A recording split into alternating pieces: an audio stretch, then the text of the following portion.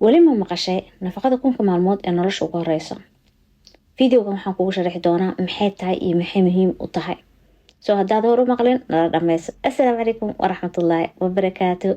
مقعيقوا عنب إيسا أوبرتي علمي نيوتريشنك ما فيديو كم حوجه هاد لدونا مهمة نفقد المها taasoo ka bilaabato waqtiga hooyada ay uurka leedahay mise ilmaha markuu caloosha galo soo saddex qayb loo kala qaybiyaa kunka maalmood. Number 1 maalintu ilmaha abuurmo ilaa 9 bilood hooyada buuxsanayso oo 270 maalmood qiyaas ahaan laga soo qaaday. Sanad ilmaha markuu dhasho ilaa uu sanadka gaarayo oo ayadana sanadkii waa 365 days. iyo sanad ilaa 2 sano ilmaha intuu buuxinayo isku dadar xisaabtaas maxay noqonaysaa 1000 maalmood. So 1000kaas maalmood waa basiga asaaska nolosha ilmaha yar. So noloshiisa future-kiisa wax badan ee go'aamin doonta nafaqada ilmahaas uu helayo. So maxay muhiim u tahay inuu ilmahan nafaqo helo fiican oo saxan waliba 1000 maalmood ee nolosha ugu horeyso. Number 1 waxay ka caawinaysaa ilmahan waqtigu abuurmaya ee hooyada uurka yeelanaysa ka bilaabanaysaabo inay hooyada diyaar u sii ahaato sida aan uga soo hadlay fiidiyowga hore. Uurka maxaa dhacay ilmahan hooyada nafaqada uu ka qaadanayo waxay ka caawinaysaa ilmaha waxa dhismaya nervous systemkiisi, murqihiisi, jirkiisi, maskaxdiisi, everything difaaciisi so ilmaha wuu korooyaa.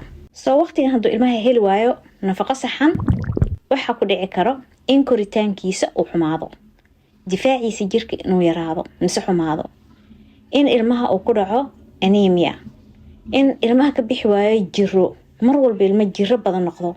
Future-kiisa haddii hooyada ay xanuunada lifestyle-ka sida hadeertaan oo kale sonkorta uurka ku dhacdo kale hooyada haddii ay qabtay mise hore xanuunada lifestyle-ka hooyada uu ka qaaday xataa ilmaha iyo caadada basic ilmaha hooyada waxay ilmaha ku bilaabayso future-kiisa saameynay sida inay xanuunada lifestyle-ka ku imaado ku dhaca ilmaha yar. So nafaqo wanaagsan early ilmaha intuu yar yahay uu helo waxay ka caawinaysaa koritaan fiican maskaxdiisa, jirkiisa, koritaankiisa, dhirirkiisa, lafihiisa, murqa adag inuu helo, lafa adag inuu helo, difaac xoogan inuu helo, future-kiisa waxbarashadiisa, concentration fiican, maskaxda IQ fiican ilmaha yeesho waxay ka caawinaysaa waxaan oo dhan koritaan fiican.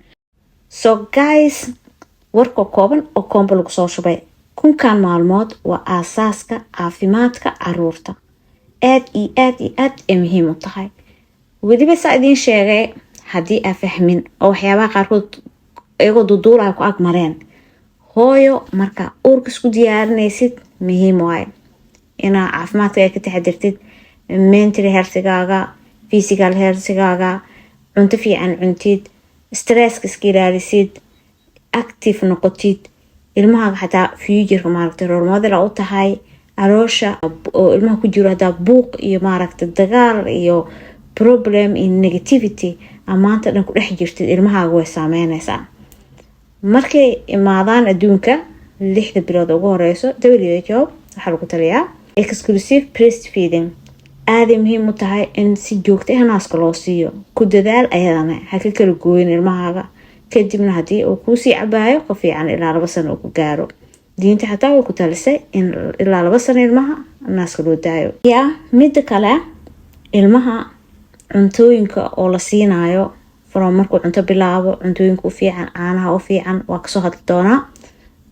topican caruurta waa wadi doonaa. soo waxaa rajeenaya idinkana inaa igu dhiirigelisiin oo haddaa u arko inaa xiiseynaysiin waa soo badinaya. So guys, commentiskiina xaggan ka arko waxaa rajeenayaa inaa ka hesheen. Thanks for watching. ilaa xaggan dana soo gaartay waxaana noqon doonaa topica xigo. comments ku soo qora idinka su'aalihiina soo weydiiya waa mahadsantihiin. Assalaamu calaykum wa rahmatullahi